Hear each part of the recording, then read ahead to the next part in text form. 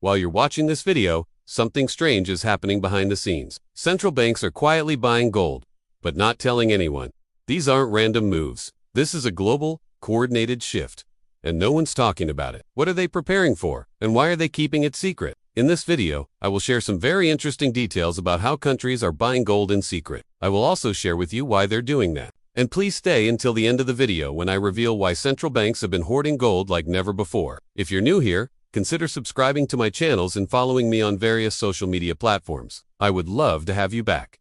So let's talk about this gold rush. According to a recent report from CNBC, the world is experiencing an unprecedented gold rush. Many countries are secretly buying gold in preparation for the next global financial collapse. CNBC starts their article with this. A new report has revealed that central banks have been buying gold in record amounts. While gold has historically been seen as a safe store of value during times of economic uncertainty, analysts suggest there may be another reason behind the recent surge in demand. And it's not just the United States, the European Union, or China. A brand new report by the World Gold Council shows that many countries have been taking advantage of higher gold prices over the past year to boost their reserves. They were quietly building up gold reserves at a time when central banks used to be net sellers of the precious metal. The report states that from January through May of this year, central banks purchased 436 tons of gold worth approximately $21 billion.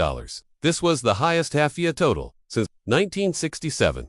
The last time we saw such high numbers was 54 years ago during the height of the gold rush. In the first 5 months of this year, the EU became the largest net buyer of gold. European central banks have acquired 258 tons of gold. That is almost 3 times more than the previous 5-year average. European countries took this action despite previously being net sellers of gold over a 30-year period. In fact, the report notes that only 4 EU members have increased their gold holdings in the past decade. These countries are Belgium, Germany, Greece, and Slovakia.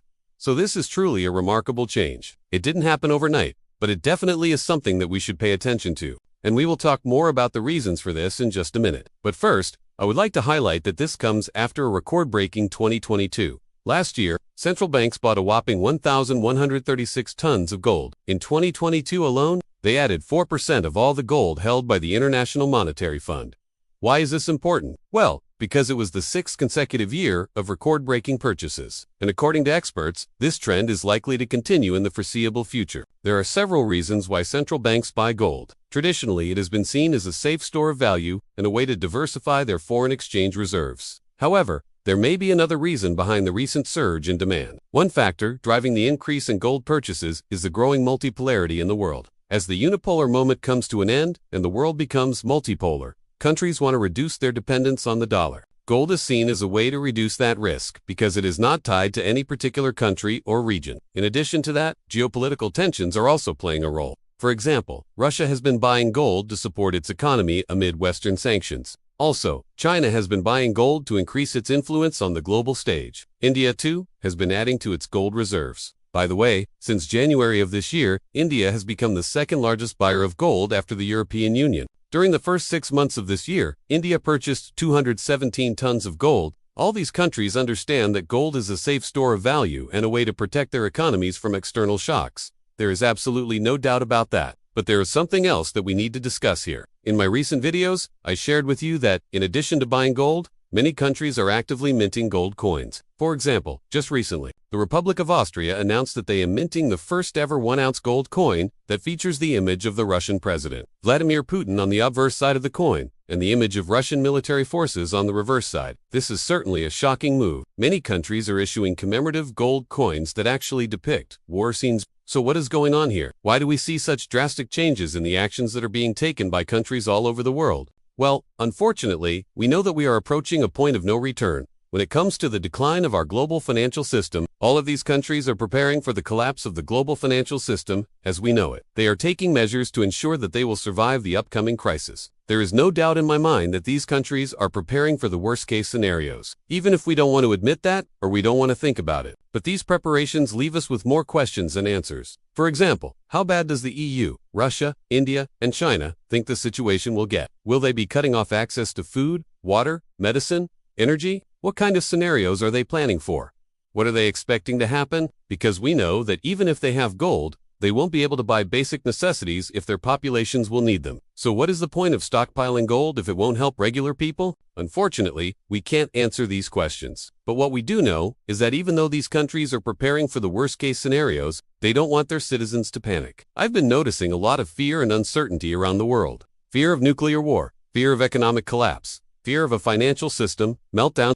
The level of stress, anxiety, and overall tension in the air is incredibly high. But what if instead of focusing on all of that fear and uncertainty, we focused on the things that we can control? Because even though we can't predict what will happen tomorrow, we always have a choice. We can choose how we react to whatever is going on around us. We can choose what to focus on, we can choose what to pay attention to, and what to ignore. Have you ever noticed that the more you focus on something, the bigger it seems to become? Whatever you choose to focus on expands in your life. So why not focus on good things? Why not take steps that will help you build resilience? Personally, I believe that the best thing that we can do right now is to prepare and to educate ourselves and those around us. Only a few years ago, people thought that hyperinflation could never happen in the United States. Today, we see that it is already happening in the country that many people considered to be the most stable and the strongest economy in the world. We don't know what the future holds, but we can choose to prepare for it. Whether it's learning new skills, growing your own food, investing in yourself, spending quality time with loved ones, or simply enjoying the present moment, these are the things that truly matter.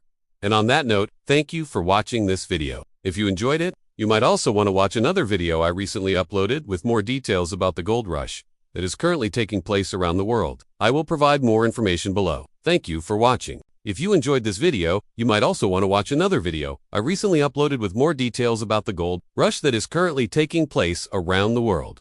I will provide more information below. Thank you for watching, and I will see you in my next one tomorrow. Take care.